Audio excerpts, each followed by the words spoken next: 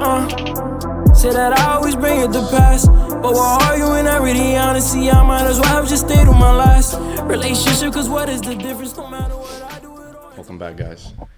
This is the G.E.O podcast. I'm your host, Kenny. Adrian, should I say your government because it's formal? Go right ahead, bro. Adrian G.E.O is our co-host today. That's swaggy, though. And we have a very special guest. One of my friends that I've known for, I want to say a little over, 17, 18 years? Yeah, it got to be like 17 now, for sure. Time. My brother, G.E.O, in the flesh. What's up, buddy? Appreciate y'all boys. How you doing? I'm good. I ain't gonna lie. You know, I'm not usually up this early, but I'm feeling good. I'm feeling energized. It's happy. 11 a.m. by the way. Yeah, I know. It's not that early in retrospect, but usually, I was up till 6 in the morning yesterday just recording and shit. So, you know, I'm not used to being up. You know what I mean? But yeah, appreciate y'all for having me, though. This is the only time I'm up this early, bro. Yeah. Only on Sundays or if I'm opening the store. Yeah. It's good, though. He'll come at like 10 o'clock and he'll be like, oh, what's up, bro? Yeah. I'm like, yo, what's wrong with you, bro? He's like, bro, I'm just mad tired. I'm like, bro, it's 9 o'clock, bro. What you mean? You wake up at like fucking 6 and run. Yo, bro, that's fire, bro. I wish I got into those type of habits, but I don't know. I mean, you're disciplined with a lot of things, especially in music and all that stuff. Yeah. So I try. Yeah. But even before we get into that, I just want to let y'all know that before we start this podcast stuff, the first time I was ever even on a podcast was actually on my son G.E.O's. Back when Building Blocks was a thing. Yeah. I don't know if you want to get into how that's going right now or the plans you got going on with that. I mean, it's still a thing for sure. We just got a different. We got some things coming up. We just decided to go a different direction and stuff. But yeah, because it never was supposed to really be a podcast. It just, it just ended up being one. And then it's still a thing. It's the podcast right now. Obviously, hasn't been going on for a little bit, but we definitely got a lot coming. I got a bunch of content I want to run through there. So yeah. What did you originally want it to start off as? So actually, it wasn't even my thing at all. It was my dog Lonely's. Shout out Lonely. He was just like, yo, you know those freestyle performance type videos or series or whatever. He wanted to create one of those, and then I don't even know where he came up with the name Building Blocks, but that was all him. And then he yeah, I want you to be on the first episode because me and him work all the time. I'm like, I bet, yeah, I'll definitely do it. And then I told him, I'm like, yo, why stop there? Let's make it a whole production company. Let's do this, let's do that, let's do short films, let's do podcasts, let's do whatever. And then he was like, he wasn't open to it at first. And then he's like, you know what? Yeah, you're right. Why limit ourselves? And then the podcast just came about, and that kind of became our main thing or whatever. So. I got mad bass in my voice right now. Why don't you tell everyone a little bit about yourself, people that don't know you? Yeah, I mean, from South Jamaica, Queens, family's Dominican and whatnot, and yeah, why y'all looking at me for it? Yeah, you're gonna start saying you're freaking German or something. Yeah, right. He don't be jacking us, bro. But yeah, family's Dominican. Only boy out of 3 siblings. I got 2 older sisters. I'm the youngest, and I always it's crazy because the whole music thing, I don't even know. I never had plans on making music or anything like that, or even content or anything of the sorts. But I always consumed it, my whole life. Music was everywhere. Content. Everybody used to watch YouTube growing up, or whatever. But yeah, I never realized because I never been a good drawer or a good anything like that. But using an outlet to create shit, that's when I feel my happiest, you know what I'm saying? But so I don't even know where it came from exactly, but actually I know where it started, but I never thought when I was younger, oh, I'm gonna be an artist or anything like that. But I used to smoke a lot of weed in high school, and I would just chill with my friends, and then we'll get in the car and niggas would start freestyling, put on some tight beats or whatever, and you start getting a little high and you feel you sound like Drake or whatever, a little baby. So everybody was like, yo, you should actually do it. You got actually, you're doing it. You're freestyling for 10, 15, 20 minutes at a time. You should really do it. I'm like, because, I was a little nervous or scared of how it would look or whatever. But then I ended up just going to the studio by myself, during the pandemic days. Because unemployment was going crazy, so I had enough money to do that. So I would just go to the studio. I went by myself. I just booked a session with some random engineer. I didn't even know him. Went by myself because I was kind of embarrassed, low key, and it was the scariest shit of my life. I went to a crib. It was an apartment building. I had no idea who these people were. It was just mad people. You know, I'm not used to being in environments like that. I don't really like being in environments like that. Mm-hmm. And then I just had to like record music like in front of all these people, and I was like, damn. So ended up making my first song, dropping it, and it actually did pretty well. So that's what you recorded. Stuck in My Thoughts, right? Yeah. The first session ever is my first song ever. Like I just pulled up. I had like a hook written down, and then I just recorded that bitch, and I was mad nervous, like shit myself, like heart pounding on my chest. I just kept smoking because I used to think like, oh, like if I keep smoking, if I get high enough, then I won't be anxious. But really, it was just making me more anxious. You know what I mean? So yeah, I was just in that bitch, just suffocating, just saying whatever came to my mind and dropped the song. I remember when he first sent it to me. Yeah. My first reaction. This is my reaction to every time this nigga sends me a song. Nah. Yeah, he'd be like, every time. I'd be like, yo, this nigga's lying. Yo, but I actually thought this shit was fire. And it was like at the point I was like, yo, like I didn't even know you had this. I didn't know you had these animations equipped. Yeah, right. I was out there in the lab and shit. I was like, nah, this shit is fire. And then, you know, kept dropping and whatnot. And then like, I think you told me that I was probably one of the only people that was really like telling you like the actual criticism. Yeah, it used to kind of like hurt my feelings. Like I'll be like sending shit to people and then they'll just be like, whatever. But then like, and you would be the only person actually giving me feedback, whether it be like, yo, I fuck with this or not.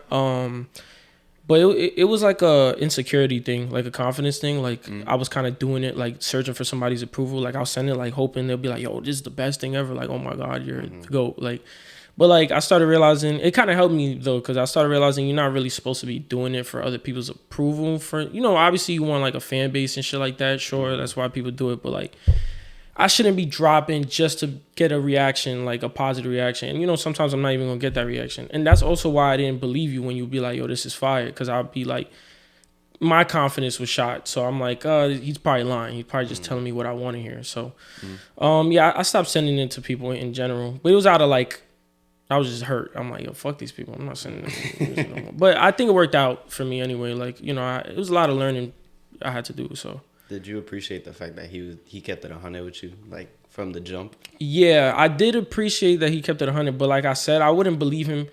I would believe him if he said he didn't like it, but I wouldn't believe him when he said he did like it. You know what I mean? And that, like, it was just a confidence thing. But I did appreciate the feedback in general, because like I said, I'll send it to people, they won't say nothing, and then they'll just text me some other shit. Yo, we playing ball today? I'll be like, all right, like I just sent you a song. I sent like 3 songs, no response. I'll be like, all right, whatever. So that type of shit used to bother me or whatever, but it is what it is now. So.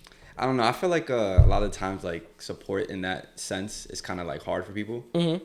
I feel like even before, I think I said this on the podcast that we did, like, people don't like supporting at times. Yeah. And to this day, I really don't know why. It's not really like a concrete answer as to why. But what I have seen is that a lot of people don't like seeing you succeed. They like seeing you fail more often than not. But people will praise other people that they don't even know. Yeah. Yeah. Like, I don't know the science behind that. I don't even know if it's like they want to see you fail, but it's just like for some people, supporting someone they already know is kind of like difficult. I don't know if it's because they're like, yo, this guy is doing something and I'm not, or I don't know what it is. I don't know the science behind it, but it is more difficult for some people to be like, oh, I grew up with this guy, let me support him, versus like a random guy you see already like on the, you know what I mean, on the rise. You're like, oh yeah, I could support him more. It feels more, I guess. Yeah, like I don't understand it, but I mean, I've seen it time and time again. So yeah, like I've seen people be like, yo, happy birthday, Gunna. Right. Meanwhile, say mom's birthday next week. I don't see no post. Right. Like, that's a point. That's a point we made on the podcast too. Like, yo, they're quick to like, they'll be in 21 Savage DM like, yo, happy birthday, big bro. Like, I love you. Like, you mean so much to me. And then like a nigga they known for 17 years, they're like, yo, happy belated. Like, they'll miss the birthday, but be like, yo, happy belated, my boy. Like, I don't know. I never understood it, but I guess it's some idolization thing. Like, you know, they idolize these other people, and then the guy next to them, they're like, nigga, that's just him. Like, I grew up with him. Like, he's not an artist. You know what I mean? Yeah. So it's hard for them to disassociate the person from like the creator, I guess. I don't know. I never understood it. So when did you feel like that confidence of yours like started to grow? Because you said that you lost it, so you're clearly like implying that like you really have that confidence that like you're one of the best coming up. Yeah. So I'd definitely say so. When I went on a stretch of like when I started music, like I was just like, yo, fuck it, whatever it sound like, I'm gonna drop it if I record it because I'm spending money on it. Like I'm going to the studio and stuff. And I was just dropping it. I didn't really like what I was dropping, but I was just dropping it, and I felt limited as well because of the time thing and being in the studio. I'm like, yo, I gotta record something versus like taking my time and actually doing shit. So after like going on a stretch of like dropping like I think like 4 songs or some shit, then I just stopped dropping for like 8-9 months, and it was like super like depressing. I'm like, damn, I was just working, not creating, not recording, not doing none of that, and I'm just like, damn, I low key gave up.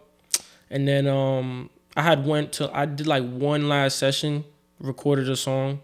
I did a video for it, my first music video with Kenny's boy. Yeah, so it don't matter. But did a video, right?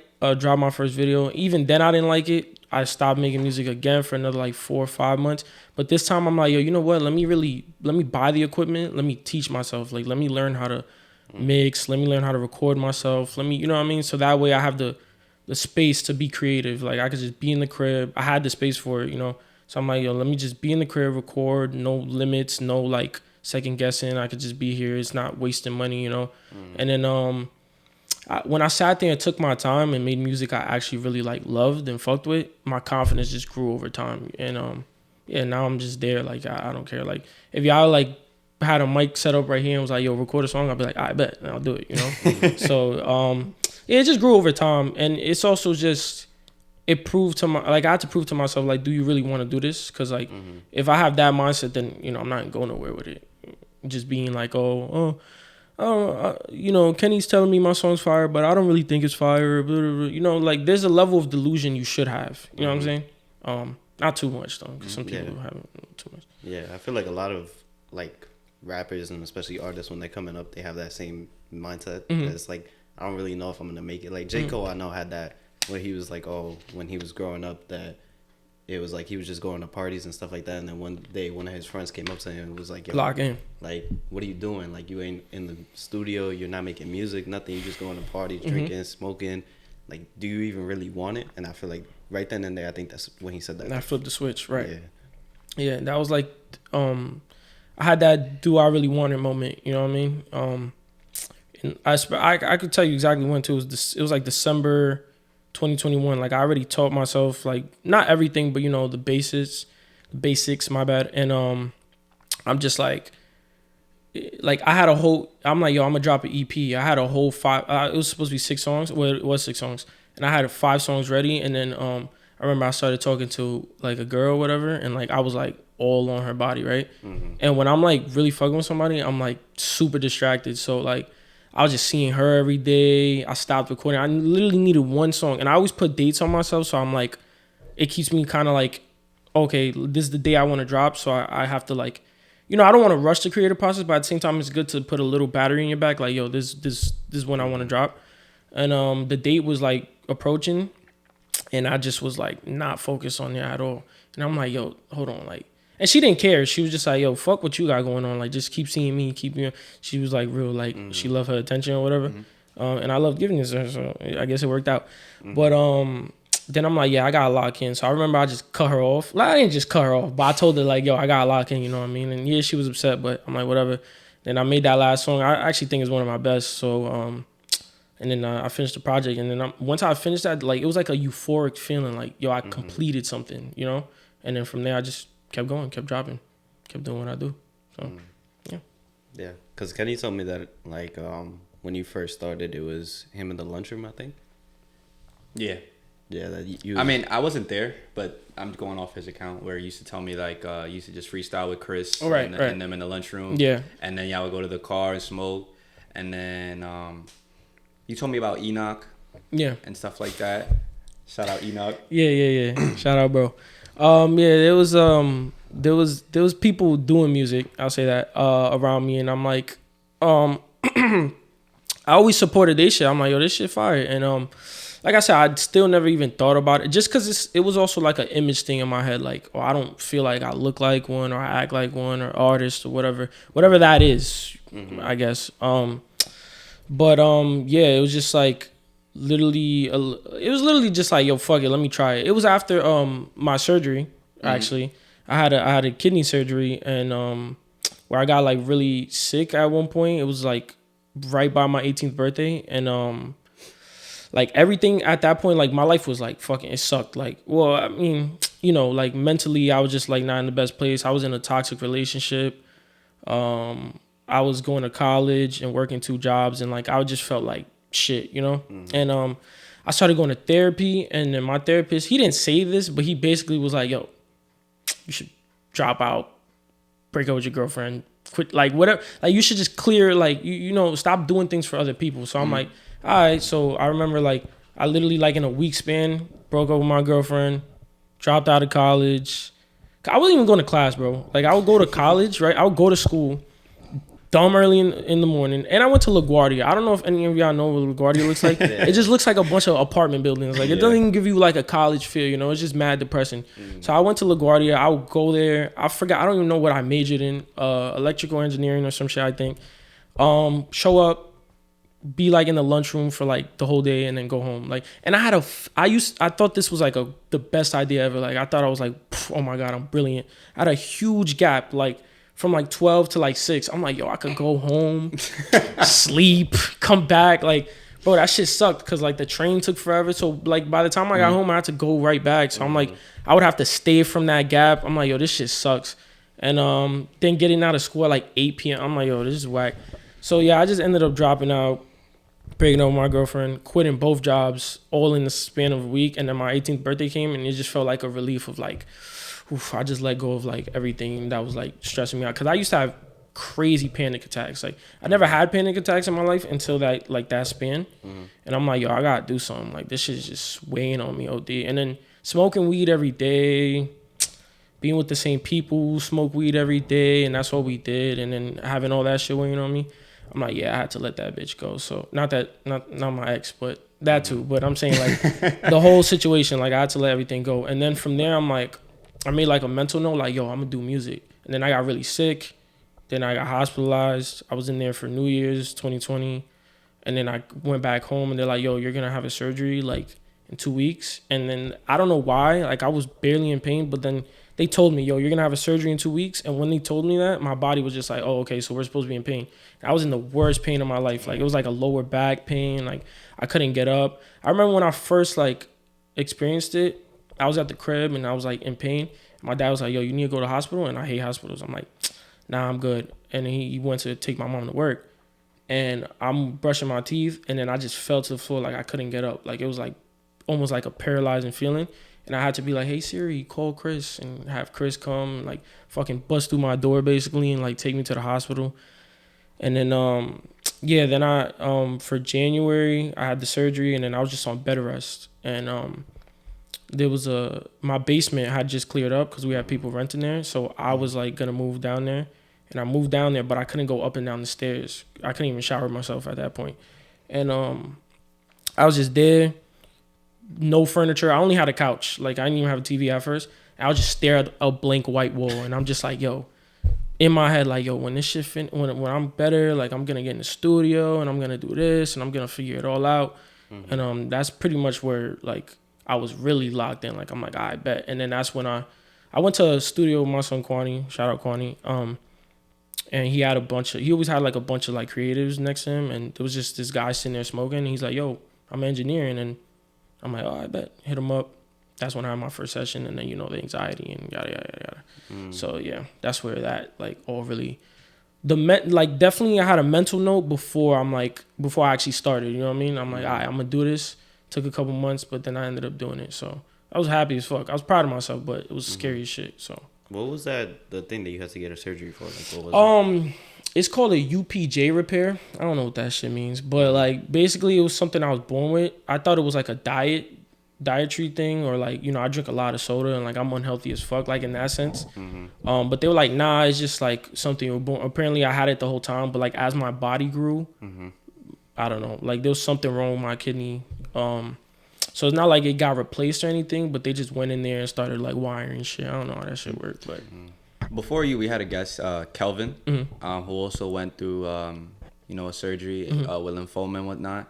and I asked him how mentally he was throughout that whole process. How do you think you were, and how do you think you dealt with that? Like during the recovery process, right? Yeah. Or even during, like, you're sitting there in bed getting ready for the surgery and whatnot. Like, how were you mentally? I remember, like, before the surgery, like, I wasn't nervous at all. Like, I felt like the people around me, like my mom and stuff, was more nervous than I was. I was just like, what? I'm gonna be asleep anyway. Like, it's not like I'm gonna be awake for this shit. Mm-hmm. But then, like, so I was chilling. Like, I was just, you know, cracking jokes, vibing, whatever. It was a couple nurses there, you know, I'm laying down a little game or whatnot. I'm chilling. And then, like, when they started wheeling me to the room, I remember, like, yo, that shit was mad scary. Like, lights was barely on. It was, like, flickering. Like, I'm like, yo, what are they about like to do? Like, movie. yeah, I'm like, this shit look crazy. And it was, like, a long hallway. I'm like, yo, this shit's never ending. And then I got into the room. I started getting a little nervous. And the doctor, since he was like, yo, you nervous? I'm like, never. Like, whatever. He's like, yo, just count. He puts the mask on. He's like, yo, just count down to 5. Like, you'll be asleep. I was like, all right, 5, 4. And I was out. Like, that's the last thing I remember. Then I woke up. All loopy and shit, you know what I mean? Talking mad shit to the nurse, and I was just sitting there like fucked up, you know. I forgot what is anesthesia, so I'm just high as hell, just chilling, vibing. Then I remember, like, days passed by and being in the hospital. Yo, that shit sucked. Like, that was the worst, like, experience of my life. Like, well, one of them for sure, because I'm sitting there. I had turned 18, but they actually put me in the pediatric thing, which was better for me. Like, they did it because, like, there was barely any space in the general shit. And I just remember there's this machine that was like, me, and it kept making that noise. Like, it just kept, like, that's all I remember. Like, it was mad quiet. I could barely sleep, so I was up at, like, 16 hours at a time. I just kept feeling pain. I had a tube leading out of my private area, which was I had a catheter and another tube, so I had 2 things pulling out of there, and then I had one, like, leading directly to my kidney, and it was just pulling shit out, like blood, pee, like whatever. And but the craziest part is, like, I mean, it sucked, but the craziest part, like, mentally, like, I was good, because, like, I felt like everything I did before that, the whole breakup, the whole dropping out, like, I finally, like, felt like I took my life into my, like, own hands. So I was chilling, like, mentally. It sucked, though. Like, don't get me wrong. Like, I had a whole, like, I was doing, like, a whole video diary, like, every day, like, recording and shit. And I was just, first of all, I was, like, 100 pounds. That's number one, because I couldn't eat. I was on a liquid diet. So I was eating, like, Jell-O and just drinking water. But mentally, though, I was good. Like, I was like, yo, I'm ready. I'm going to be all right. I'm going to get through this. But it just genuinely did suck. And all they had was a TV that played Bad Boys 1 and 2. So I had to just keep watching Bad Boys 1 and 2. Like, I could recite the fucking start to finish both movies. So, yeah, that wasn't fun. Yeah, I remember being like, damn, yo, nobody visiting me type shit. But, like, then I was like, I guess, like, I also wasn't there, like, super, super long. But, I was like, it was better because, like, when people did visit me, I was kind of annoyed because I'm, like, going through, like, I'm like, I can't breathe. I can't talk right now. People just here laughing, having a good time. But, yeah, then I went home. The home part was probably worse, actually, because I couldn't go up the stairs, like I said. My mom had to shower me. I'm butt-ass nigga. I'm a grown-ass man. My mom over here scrubbing me and shit. And then, yeah, it was just super annoying. Like, the first couple of days, I didn't even shower. You know? I just had to stay in bed, chill. And then when I could finally shower, because the soap couldn't get into my scars or whatever. Yeah. And then, yeah, so that was the most annoying part. But I remember the first thing I ate after getting out of the hospital was an egg and cheese from Dunkin' Donuts. Shit mad fake. Like, the eggs mad fake, the cheese mad. But it didn't even matter to me. That shit hit? That shit was, oh my God. That's the best thing I've ever, like, I've never replicated that feeling. Like, I'm like, yo, this is the best thing ever. Like, yo, I need to eat this every day. But, yeah, so I feel like I handled it well. Like, I think everything that happened before that was for a reason, and it helped me prepare for that situation. You see what I'm saying? So, yeah. So, I want to circle back to, you were talking about Kwani and how you met the engineer. What was that experience like? Yeah, so basically, shout out my boy Kwani. He had a studio session. And, you know, Kwani's like the most confident person I know. Like, for me, so he had a bunch of people around him. Like, mad random. I don't even think he knew everybody there, right? But he just had mad people there. Some other artists. He was doing a feature, actually. Kwani was doing a feature. And he got paid for it, which is, like, shout out to Kwani. He got paid for the feature. And the nigga who's doing the song with, that shit was, like, the worst song I've ever heard in my life. But, like, I mean, cool, like, right? And then there was mad people there, whatever. And then there was some fat nigga there. And like, I was like, probably like, this is after the surgery or whatever. I was probably like 110 pounds, looking mad skinny. I had a hoodie on. This was like COVID time. So like I had a mask on or whatever. And the nigga just like, yo, you want to smoke? I'm like, all right, fuck it. So I took the spliff or whatever, smoking with him. He's like, yo, you make music? And I was like lying. I'm like, yeah, I make music, whatever. He was like, all right, yo, take my Instagram. I'm an engineer. Took his Instagram, followed him, texted him the same day. I'm like, yo, let's book for the next month. I think that was like May. I'm like, yo, let's book like June 1st. So like I had to do it. I was like, yo, June's gonna be the start of whatever. Send him the deposit. I'm like, all right, we locked in. And then yeah, from there I just went to his shit. But like he had a bunch of clients, and at that point, like when they're just doing it for like the financial aspect or whatever, they don't really care about the creative side. So like it's kind of hard being a new artist if you're not confident walking into that environment, because they're kind of like, they're not gonna give you feedback. Like you're sitting there doing takes and they're not gonna be like, yo, that was a good one, or you'll do that again. They're just gonna be like, all right, nigga, hurry up, like, you know, I got my next client or whatever. So that also played into me being like, damn, like I was looking, like I said, I used to look for that validation, right? Like I used to look for him to be like, yo, that was a good, oh my god, like bro, like I'm gonna sign you right now, like, you know what I mean? So yeah, I don't know, it was just a fragile ego I had. So everything, like if he wasn't looking at the screen, I'm like, damn, I should ask or some shit. He didn't even want to look at it, like but I had to grow from that, to be honest. I feel like you were the person that really showed me the importance of networking. How do you feel like that plays a lot into being an artist? It plays a lot into being like anything low key, like, and I hate networking, to be honest. Like for the most part, like I hate meeting people and like that whole awkward, like, oh, like when it doesn't feel genuine, it feels like super transactional. I hate that part. But unfortunately, like there's a whole business part to this creative shit, so like you kind of have to do it. I definitely like knew that during the music, but then there will be times where I'm like, yo, fuck it, I don't need nobody, I know how to record myself, I know how to do this. But when I started my podcast, that's when I really realized, yo, networking is super big, because there's people who we had there who like had followings or fan bases, and it's not even because of like talent, it's just because of who they know, you know what I mean? They put themselves in positions. Even Kwani, like he puts himself in a position to be seen, or like he knows the right people, he's around the right people. So it just sharpened my skills on like, you know, being able to network, advertise yourself. You know, at the end of the day, you're the brand, especially if you're an artist. You have to, you know, you're a brand. You're trying to push yourself. You're trying to be seen by multiple people. So you have to be in front of, even if you don't like it, you have to meet new people. You have to introduce yourself. I got really good at it, so now I could do it like naturally. But it's still not like my favorite part. You know what I mean? Yeah. I feel like working at Starbucks, that's like a main part of the job, just networking with a lot of people. Yeah. But I feel like as a photographer, it was hard for me to begin with at first. I didn't like hitting people up. Exactly. Like, yo, like, you know, I'm a photographer, like, pay me to take your pictures. It feels awkward to me. But I feel like I got more comfortable. I've been hitting up more brands and whatnot, see if they want shoots. Even people at Starbucks, like, I just been meeting them and just telling them, like, yo, I'm a photographer. Like I'm a photographer. I do a podcast. And that's how we got a lot of our guests. A few of the guests that we had already are people that we met just directly through Starbucks, or just through people we knew, and then even family members and stuff like that we've gotten on. I think a lot of people underestimate the power of knowing a person. Right. You guys ever seen that thing where, like, if you know, you can meet anyone in the world through 5 people? Yeah. Yeah. I genuinely did not believe that until, like, I really started talking to more people. And I'm not a social person at all. I feel like when a lot of people meet me, they're like, yo, like, you're mad social, you can talk to anybody. I cannot. I do not. I actually said that to you, like, literally the other day. Like, I genuinely don't feel like a social person. I'd rather much be by myself and just be chilling. But I feel like I'm just in a lot of situations where I have to interact with people, and I'm forced into that situation. So it's super important. Yeah. But people like Kevin Hart, he talks about that shit all the time.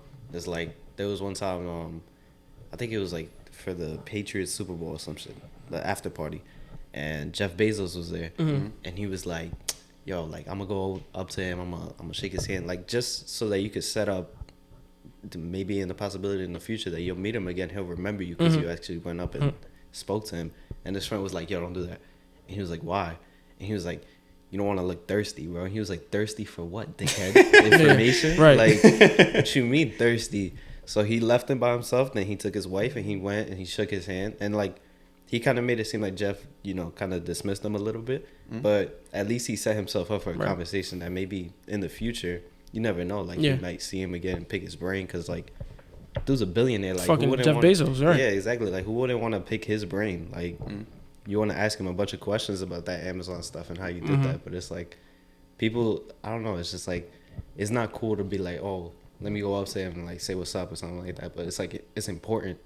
Yeah, people. For everything. That's what a lot of guys' reaction would be like. Yo, you don't want to seem thirsty, but it's like, bro, like closed mouths don't get fed. You see what I'm saying? Like you gotta be like, yo, I'm kept. Even though he probably did dismiss him because he's probably like, who the fuck is this? I'm Jeff Bezos. Get the fuck away from me. Like, but like at the end of the day, it's like it didn't hurt Kevin Hart like to go up to him and be like, yo, I'm Kevin Hart. Da da da.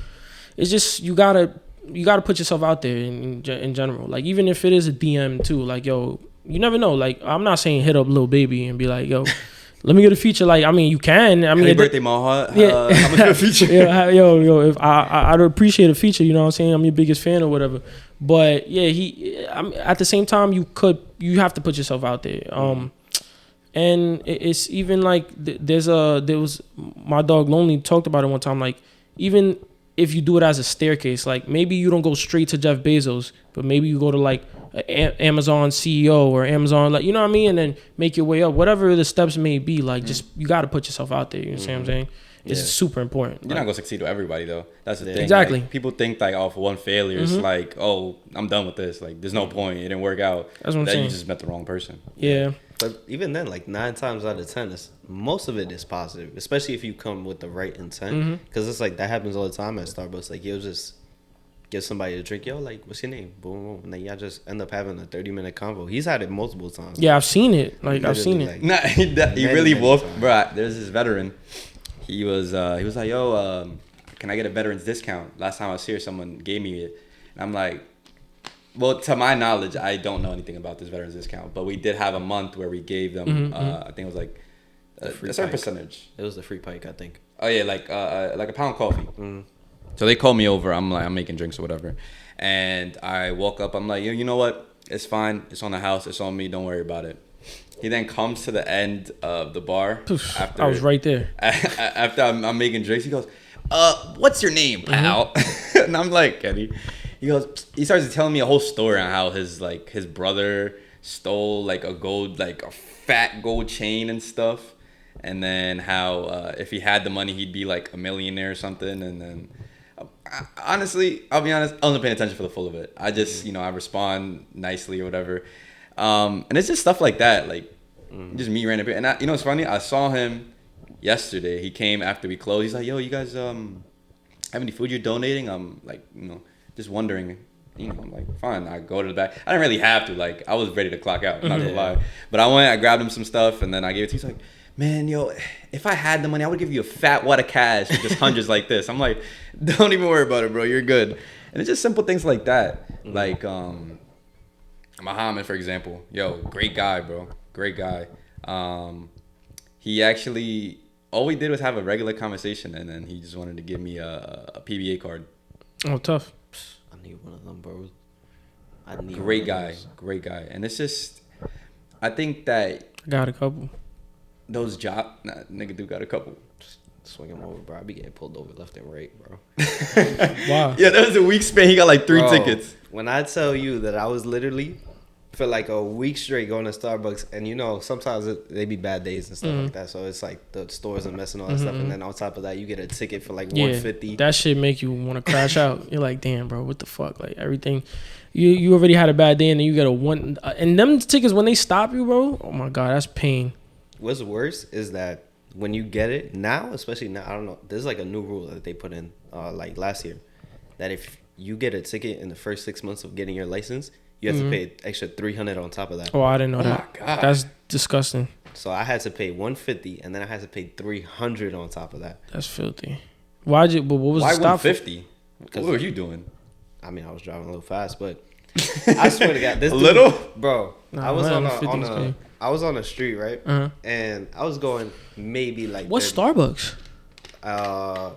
It wasn't near Starbucks. I was going back home to get something to go back to. Oh, But because I was about to say, if it's that Starbucks, bro, there's mad lights. So like, you must have just been saying fuck it. Like, you must have just been going crazy. Nah. I was coming back home, and I was coming back on this way by the Jackie, and I got off, and I was going straight down, and I was doing maybe like 35, I see the lights come on, and I pulled over, and the dude's like, yo, you know what the speed limit is here? And I'm capping. I'm like, yeah, it's 30. He's like, nah, it's 25. And he goes, I was like, you know how fast he was going? I was like, max like 36. He was like, you was going 50 miles an hour. I was like, bro, I looked at my speedometer when you pulled me over, bro. I was not going 50 miles per hour. I was like, you can't let me slide. He was like, nah. He was like, give me your license, registration, all that stuff. Bro, he came back, gave me a ticket for $150, and then that's when I got the letter in the mail that said, "Oh, you owe 300. You owe the extra 300 on top." Wait, that's right when you got your license? Yeah, when you get if you get a ticket in, 6 I don't months. know if it's I don't know if it's in New York City or anywhere else, but if you get a ticket in the first 6 months or a year of when you're driving, you get your ticket and then the extra 300. Nah, that's crazy. Yeah, that's disgusting. That's insanity. That's $450, bro, plus tax. So that's probably like. Well, why are you going 50? 500.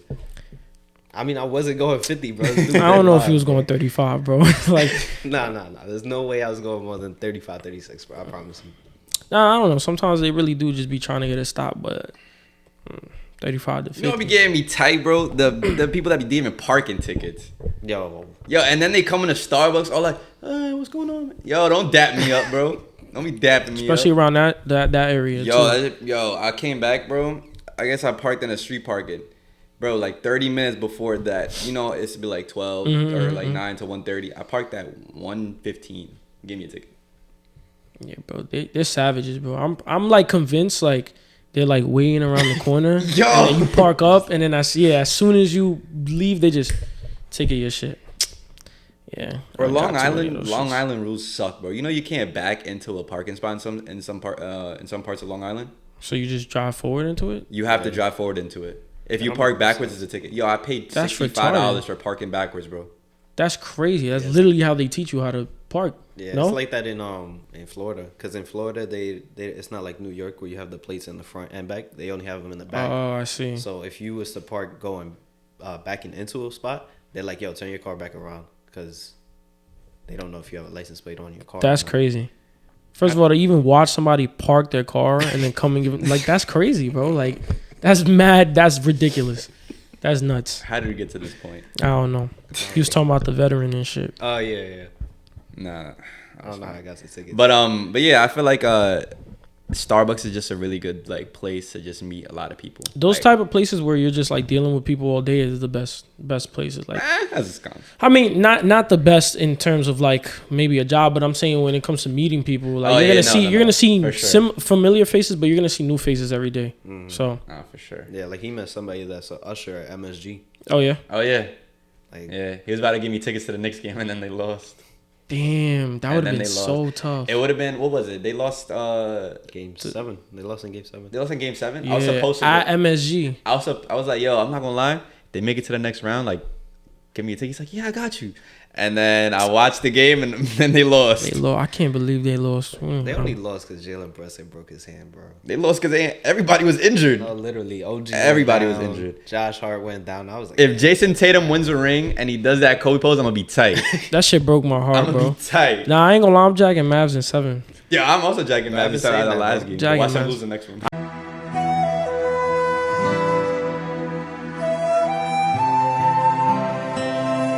I don't like Boston. I've been jacking the Mavs since the beginning. I mean, Kyrie's my favorite player, so I'm biased. Mhm. But I said it when the thing started. Because it's like, bro, the Celtics, they don't convince me, bro, that they're a good At team, all. bro. At all. Like, I be watching them playing. I'm like, I'm not going to lie. Like, you don't give me that fear that, like, maybe, like, Golden State. They're dominant. Right, right, like, right. Teams like that be doing. Cause, Like, I always, in the back of my head, would be like, nah, they're going to sell or some shit. Yeah. Like, they're not like, they don't convince me. They're like, they're the ones. Like, maybe they win the series, but I'm still not jacking them. yeah, even next year, I don't think they're going to make it that far. I'm gonna say this on video so that there's video proof. If the Mavs win in 7, I'll give Adrian's son at the age of 18 $60K. If I have it. I'm gonna have that shit. 16K? 60K. and 60K. Okay. Yeah, I'd say because when they lost and they went down 3-0, he was like, "Damn, bro, sweep," and I was like, "Nah, they coming back, bro. Watch." I was saying, nah. And he was like, "I was like, yo, I'll see you for Game 7." He goes, "Bro, Nigga think he Kyrie. He think he about to be in the edit after this. He talking about, yo, I'll see you for Game 7. That's mad So I was funny. like, I'll see you for Game 7, bro." He goes, "I'm not gonna lie, bro. If they get to Game 7, I will give your son a free ride to college. I was like, My son not going to college. Better stand on it. And then I was like, I don't know if they're gonna go to college, especially if I build like a good empire. I was like, I don't know if they'll So go. the 60K. Yeah, so he was like, all right, so I'll give you some 60K. And I was like, all right, now you talking. I'm gonna take half. But I want the Mavs to win. So I'm in the sense I want to give him 60K. Mavs in 7, bro. I'm telling you. 7, bro. Documented. Let's hope so, bro. Bro, if they win next game, is gonna get real scary. They just gotta win next game. That's it. I promise. Go game 6 back to Dallas, and then Celtics shaky as fuck. If they're in game 7 in Boston, they're done. Yo, because I was watching the last game. I'm like, all right, they up 20. So, I mean, we seen the Celtics go up 20 at one point, yada, yada, yada. And they go up 30. I'm like, okay. I don't know if they're going to come back. And then they go up, like, almost 40, and they take Luke out the entire, like, fourth quarter. I'm like, nah, that's tough. Mm-hmm. That's tough. Now, they beat them by, like, 48. Yeah, I didn't watch it because I was at. I did. I had a parlay on it. Did you win? Yeah. Type shit. Because I had Dallas winning. I bet on Dallas every game, though, to be fair, and they lost every other game. So it's the first time I won in this series. I was almost going up 50 is insane in the finals. Insane. Look like me out there. The Celtics might have needed me. They might have won, but, I mean, I didn't want to really help them. Yeah, you fake could have subbed in for Porzingis. I could have. Literally like the same I thing. could have. Yeah, facts. But I was gonna ask you, like, how did the name like G.E.O. and shit come to be?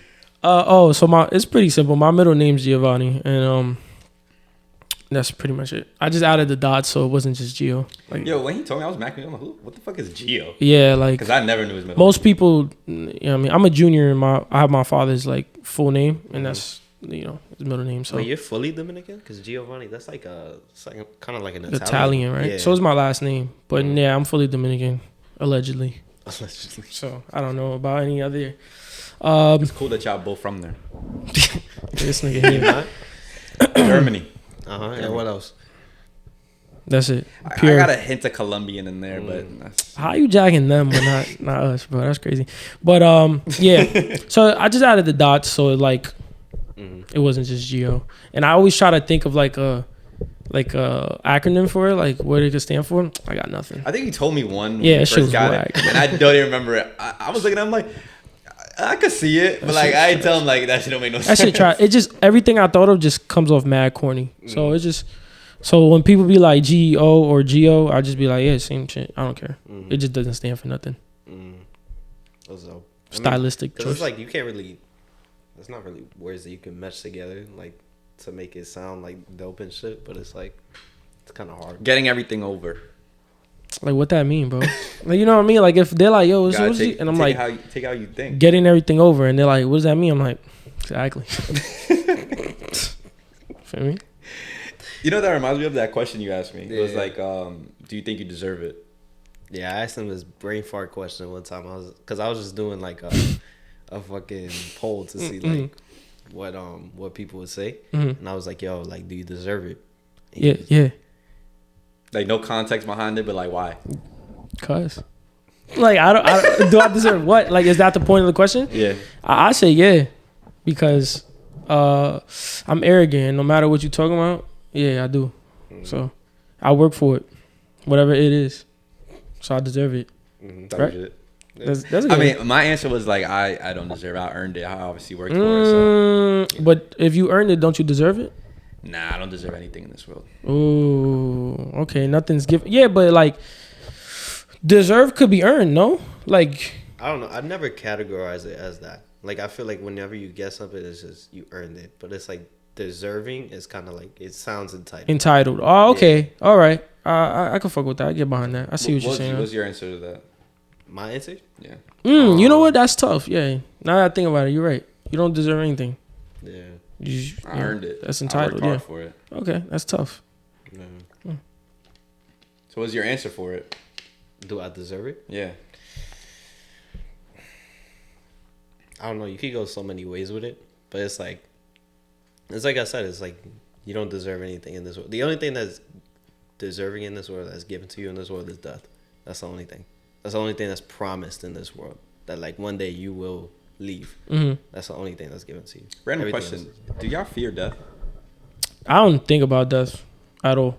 I don't fear death exactly. I fear not living life to its full potential. You see what I'm saying? Mm. You know what I mean? Like I don't think about like dying, but I think about me not doing enough before I die. If that makes sense. You know what I'm saying? You left behind. Yeah. Right. Yeah, that's the same way I feel like I look at it.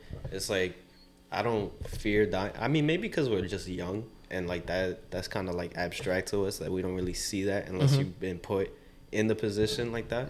But it's like I don't know. I don't fear death. I just fear leaving behind something that like nobody remembered who this person was or what they left behind. Like at least like when my father goes, like God forbid it isn't anytime soon or something. He left a lot behind. Same thing with my mother. Same thing with my grandparents. All those type of people. It's like they left something behind, something to remember them by. I think I'm in the minority. You fear death? No, I'm saying I see it more as like if I was to die right now, like if someone was to just come in and the only person he killed was me, You'd say I'd be content. just came in here and just shot you. He just shot me and said, "Oh, my bad, wrong person," and walked out. I feel like I'd be content. Bro, Yeah? I be saying that shit all the time. I'd be at work. content. Cause there was one time we had like some problem with some dude that they came in and they was trying to return Cubs, but they was like they was scamming them. Nigga, And we called Kenny because it was like freaking 12 Cubs, and we was like, yo, I don't think we could return all that. So I called Kenny. I'm like, yo, can we even do that? And he was like, I'm not gonna lie, bro, my system's not working. And some dude, he said he used to work for Starbucks. He was like, then you capping, like I used to work here, and boom, boom. And he wasn't wearing his apron, so he was like, what did he say? He was like, you think you above him or something? You don't got your apron on? And I was like, I guess. And then Adrian goes, well, he was on his break. That's why he don't have his stuff on. He goes, so why you out here, bro? Like, go back to the back. I'm like, all right, bro. Regardless, we're not returning these cups. Right. So nonetheless, y'all tight. And the girl that was there, she was getting kind of like Nervous. spooked a little bit because they were being like kind of aggressive and they were like tweaking saying out a bunch of stuff. So I was like, bro, I'm not. No one gonna gets lie. more mad than scammers when they caught, bro. Oh, yeah. They like trying their hardest. OD. So, there was like, blah, blah, blah, we'll be back, whatever. And I'm just like, all right, bro. So then at that point, we started talking about like, yo, I'm not gonna lie, something was happening right now, bro. Like, I'd be fine. Like, I'd be content with life. I feel like I've done whatever I got to achieve, I'm content with that. Nonetheless, there's probably more I could have done, but Nah. I'm gonna accept that whatever I could get it done within the time frame that I did, I got it done. So I'd be fine. I just can't agree. I can't agree at all. I can't either. I can't. Then again, I don't like thinking too far into the future. It gives me anxiety. Yeah, I agree. That's why I'm not even, what I'm saying is not even relating to the future. I know I'm saying like things I could have accomplished, but like I'm taking it day by day. But like if that same nigga came back and was like, oh wait, he was the one I meant to shoot and came and shot me, I'd be tight. And I'm like, damn, there's mad shit. Like, you know what I mean? Even in the sense of like just a family at that point. I don't have a kid or nothing. Like shit like that as well. Like my personal accomplishments, yeah, but like I'm leaving literally not like once I'm going, it's just poof, like done. You know what I'm saying? Yeah. They say people die, what is it, 3 times? Or twice? That you die twice. It's you die the same day, like you actually die, and then you die the last time someone remembers your name or remembers you. Something like that. Damn, that's crazy. That's like that Disney movie. What is it called? Coco? Something like that. You ever watched that?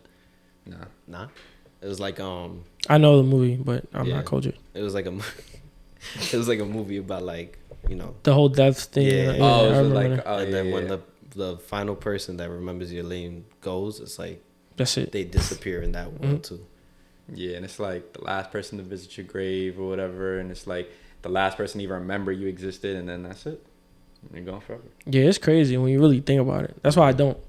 Yeah. I already got mad shit to deal with and stress out about. I'm not trying to sit here and be like, So I don't think too much into that aspect. but that's why I think I'd be okay with accepting that it happened. I mean, you have to accept it.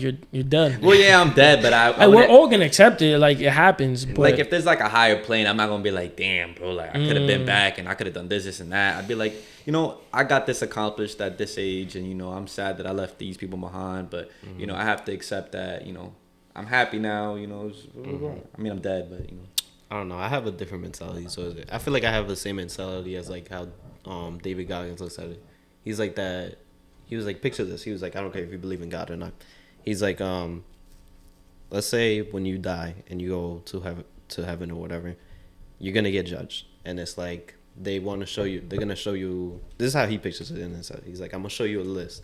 These are the type of things that you were supposed to accomplish. This, that, and the other thing. He's like, I want to get up there, and they're adding stuff to the list. Like they didn't even know that you could do all this shit, and they're just like, oh, like breaks the pull-up record, does this 200 miles, you know, all this other stuff that he just keeps adding to it because he feels like he accomplished more, even more than they expected. Yeah. That's how I want to look at it. I mean, do you feel like everyone has the exact same list though? No. What you mean? Like, so let's say they're adding stuff to his list. These are things that he was expected to, achieve. Do you feel like everyone has a similar list? Like, do you feel like you would have a similar list to David Goggins, or me and G.E.O would have the same list? I feel like yes, but that's if you want it. Like if you're willing to go for it. I feel like everybody's destined for something good. It's just the matter of you putting in the work to get it. I feel like every single person in this world is put on here for a specific reason, and it's only certain people that really reach that potential, reach the heights. I and agree. Stuff like that. Because it's like it's all about how hard you're willing to work for and earn everything that you got. Yeah. Bro, you know, from personally, you know what I mean. There's people around me that I feel like had like the potential to be like something great, and they just fucking quit. It pisses me off. But I'm gonna name drop one after he's done talking. And I used to like really spend a lot of my time trying to push those people, but then eventually it's like, yo, I'm not even achieving what I'm trying to achieve because I'm using so much energy to push those people. So it sucks. It's unfortunate, but I mean, some people just don't want it. I mean, it depends. You can't tell a nigga what he wants. So if they want it, they want it. If they don't, they don't. Chris, I'm talking about you, nigga. Yeah, he's one of the people I thought of. Yo, when I tell you, bro, that when I first started photography, bro, that I really looked at this guy's pictures, I was like, nah, he's tough. Right. I forgot he did that, bro. And it was the first shoot I did with y'all, and I'm not gonna lie, my shit was bud. He washed you, yeah. My shit was bud. He did. And he was, first time he was taking pictures, bro, he was doing his thing, bro. And then after that, bro, I put my battery in the bag. I'm like, all right, bro, like, I gotta get cook nice. This nigga. I gotta get nice. Not really cooking, but cook this nigga. This healthy. I believe in healthy competition. Yeah. Like if we go and play basketball, like I fuck with y'all, I'm dab y'all, but I'm trying to fry y'all. Like I play like that every single time. But and then I felt like I got to where he was at that point, and then I was like, yo, like, how you doing right now? I'm like, yeah, I had a couple clients. I'm like, I don't got no clients now. Let me see if I could build my clientele up. And then once I started getting some people to like take shoots with me, he just stopped. I'm just like, what the hell? Like, then he started music. So send him my way. He's one of the like most naturally like talented people I've ever seen like in a studio ever. Like I promise. Like whether you like his music or not, like he's super talented, bro. Like it's I like his music. You've never seen yeah, my bad, I was joking. You've never seen someone just go in there, besides me, go in there and just be like boom. Like, you know what I'm saying? Like, and I'll be trying to still push him, but it's hard. I mean, you know, but it is what it is. Like he's one example. I was thinking of multiple people, but he is one example. He's the biggest example, like out of like that little friend group that we got. Yeah, that he'd friend be the group main example because like he's had so much potential. Yep. He's one of those people that you think it's like, damn, like, you know, what was he doing like as a child? Like what raised him to be this way? But that's just him naturally. And it kind of sucked to see him fall out of those types of things, like creativity. Yeah. Not necessarily saying that he's not doing anything right now, but not creatively.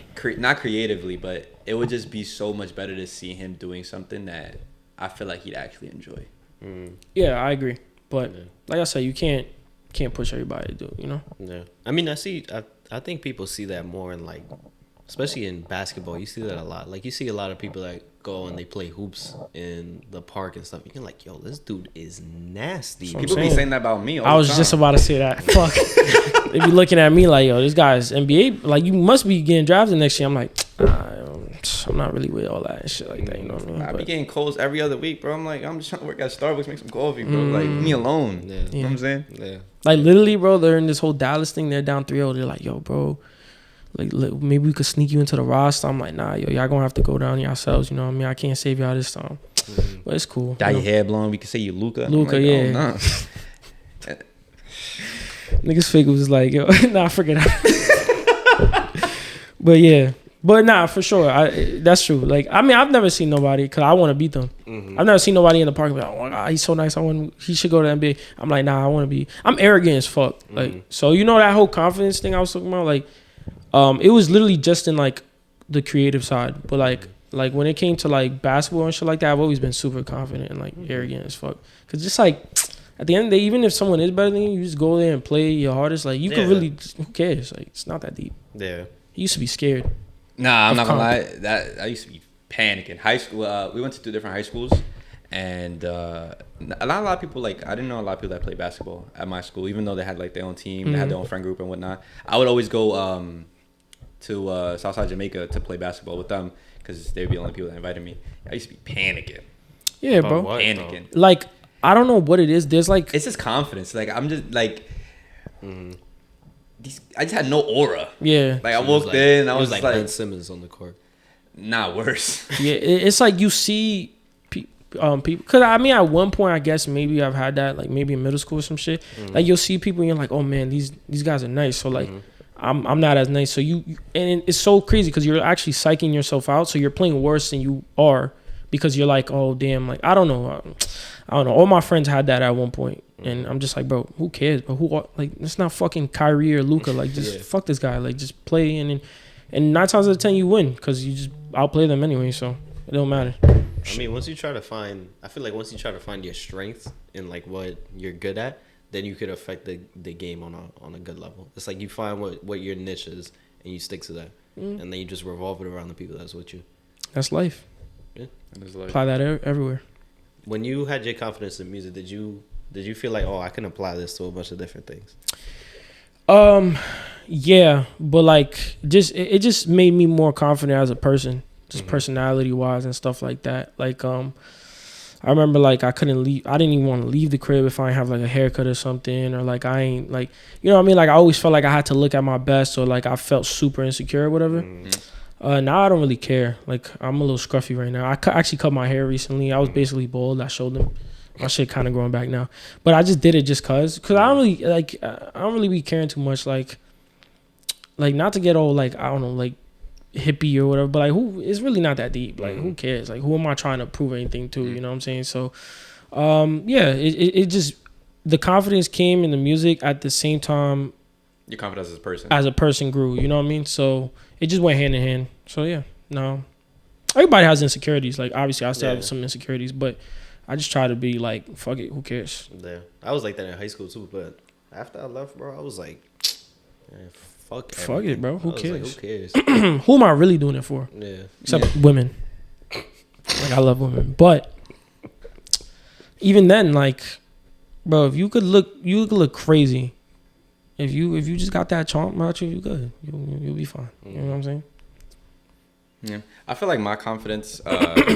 I think I had the opposite of you. I think I had my confidence from being a photographer leading to my confidence as a person, rather than it being the other way around. I feel like once I felt like my pictures were coming out the way I wanted them to, I was like, damn, I'm kind of nice. And then I'm like, damn, like I applied that same type of energy into life. Exactly. Been chilling. That's what I'm saying. Been chilling. And I just feel like you just have to find that spark, and whatever you want to do actually, and then just transfer energy between anything. Happiness and stuff like that, euphoric feelings, like you could transfer that between anything in life. And it's just a process of how much you want to do it. So people going through even not even just artists, just people in general that have a loss of confidence, what do you feel like is something that you feel like they should implement into their life to really regain that back in their life? Confidence? Stop crying, fuck nigga. Like, to be honest, like, there's really no way around it. It's on some just like, you just gotta, like, first of all, it starts from obviously like, mental, inside, whatever. You gotta tell yourself like, yo, you that guy. Like, you know what I mean? I could do this or whatever. Like, if you don't speak life or confidence into yourself, nobody else. That's what I'm saying. When there's a lack of confidence, you kind of search for it elsewhere. Like, you want somebody else to validate your feelings, but nobody else is going to do that for you, I don't know. It's just a sense of arrogance. Like, you just have to be like, yo, I'm that guy. Like, you know, there might be a little bit of delusion at first. Maybe you're not that guy, but Fake it till you make it. Fake it till you make it, and then eventually you'll be that guy. And as long as you feel it, that's reality, bro. Reality is really just perspective. You know what I'm saying? Like, if you think I'm that guy and you think I'm that guy, even if I don't think I'm that guy, I'm that guy. You know what I'm saying? Like, so it really don't matter. I'd say it's hard because it's not like a step-by-step process, but it's more like, yo, just wake up and start speaking life into yourself. Like, yo, I'm that person. And just do things. Actually, you could do things to better yourself. You better yourself, your financial situation, maybe your physical health, whatever, you know. Keep yourself a little clean, whatever, like looking good, maybe dressing up to a certain standard, whatever. Just all those things will build your confidence as time goes. And yeah, bro, because for me it was just I hate losing. I'm competitive as fuck, and that's always been a thing. So like people like not showing love or support felt like losing to me. So I'm just like, yo, fuck everybody else. I'm gonna support myself. This is how I'm gonna be a winner. So that's kind of why I did it. I just did it in a sense of like arrogance. Like, yo, fuck everybody else. I don't need nobody else to compliment me. I got this. Thankfully, that's how you think about it, because a lot of people will use that and just make excuses for themselves. Yeah. They're like, okay, well, I'm doing this and that, but I don't feel like I'm getting where I want to be at, so I shouldn't continue doing this. But it's like, why making that excuse for yourself? If you feel like you yourself are bettering yourself in that aspect, keep doing it, bro. Why are you waiting for validation? Why are you complaining to people that don't care? Right. Because every single person that comes in Starbucks, like, usually the old heads, they'll be like, why complain when no one cares? Yeah. I think a sense of purpose is important too. Like, if you know your goal or whatever, and you stick to that, steps towards that helps you be like, okay, I'm actually achieving something. You know what I mean? So mentally you start like, okay, like I can do this or whatever. Like, I think that's why I think goals are very important. Like, you achieve a couple goals, it's gonna boost your confidence. You're like, yo, I wanted to hit this weight at the gym. You hit it, you're like, yo, oh my God, I'm tough. Like, I could slap shit out of any nigga right now. Like, so it's just goals, purpose, all of that stuff. Knowing where you want to be and where you want, and you don't have to know how to get there, but just knowing where you want to be, I think that type of thing is important. So, and even like, remember that time we had that conversation with your dad on the podcast? He just was talking about all the goals that he had, and every time he reached the goal, it made him want more. Exactly. And it's like, if you don't set those goals for yourself, at what point do you feel like you're gonna achieve something? Like, you're just working to work. A purposeless life is just no life at all. You know what I mean? Like, if you have no, like, and nobody, you know how you were talking about, like, or we both agreed that it's like everybody has like a purpose or whatever. They just have to reach that potential. Like, once you find that purpose, I'm telling you, like, there's no better feeling. Like, you know, yo, this is what I want. Even if maybe that's not what it's meant for you, you know, like, you feel like, yo, this is what I really want, and you lock in on that. It's just a good thing mentally. Yeah, I mean, and there's no really, like, to me, I don't feel like there's really a method to finding that purpose. I feel like it's just, you live as a person and you just, something just sparks and you just find it. There's no real like blueprint or anything. And I feel like that's what people are too focused on. Like, they'll buy like these, get rich quick methods or whatever. And it's like, there's no cheat codes, bro. There's no skipping steps. Like, just live life and you're going to find it eventually. Like, even with music and the whole creative thing, like, I used to think like this, like, okay, just stay locked in the studio and boom, boom, right? And then I met my guy Dan, shout out Dan. He actually said this on my podcast where he's like, you know, how do you expect to like create, like in my field, how do you expect to create or like make music or whatever if you're not actually living life? You know, if you're just so focused on like, yo, I have to be in the studio all the time making music, kind of start making the same shit because you're not like experiencing nothing. You're not, nothing's inspiring you. You're just saying the same shit over and over again. But like, you have to just live life. Inspiration comes, you know, sometimes you're looking for it, sometimes you're not. But like, you'll find your way. You know what I'm saying? Like, you have to trust in the process. That's why people always say trust in the process. Like, it'll come. Yeah, man. Everything takes time. Nothing's like. To me, I feel like with photography, I always wanted it to be like quick. But even after like a few years, like I feel like there's still stuff I could work on. Yeah, 1000%. Like, no one's perfect. Everyone got their own like gripes and whatnot, and you know, everyone's got their own opinions on themselves. But it's like, just work on those things. You know what I'm saying? I think it was a good pod. I think it's a good point where we can start wrapping it up. What I do want to ask before we do head off is, what are the plans for Building Blocks moving forward, and what are some things people should look out for? Building Blocks is in the whole like, not rebranding, but like, you know, I'm just building a team around it. New ideas, not just, I don't want it to just be podcast based, but podcast is definitely returning. I just want overall content. I have a bunch of series. I'm not going to speak too much on it, but like a bunch of ideas I have, a bunch of people I'm bringing on. And yeah, just a bunch of ideas and new content. Like, it's definitely coming by the end of the year. Building Blocks and like my music career kind of like go hand in hand. And that's kind of how I'm going to go forward about it. So yeah, just expect a bunch of content. We're coming back, you know. It sucked putting it, like, dropping it, but I think when we did, it was not okay, but like we made use of the time, that the extra time we had from dropping the podcast. So yeah, we're coming back, bunch of content, bunch of shit. I don't want to speak too much on it, but I got a bunch of new ideas coming, so I'm excited. Like I said, creating shit is when I feel like my most like happy or whatever. So just creating something new like that, it always puts a spark, you know. So that's great. There's a lot of people that we would want to have come back, and I feel like this episode was a really good introduction. Would that be something you're interested in? Oh, of course. You know what I'm saying? There's a lot of stories we could get into. Right. Yeah, I have stories for days. It depends on what y'all need to talk about. But yeah, nah, for sure. I'll come like every day if y'all want to. Yo, flash the case, bro. Building Blocks. Building Blocks coming soon again. All the links and everything will be in the description. The YouTube channel, Instagrams, LINKTREEs, OFs, OnlyFans, Twitters, all that, bro. Everything's gonna be there. Yo, blessed having you, my brother. Appreciate y'all having me. Appreciate you, man. Of course, man. It's a blessing. This has been the K and A podcast. See you later.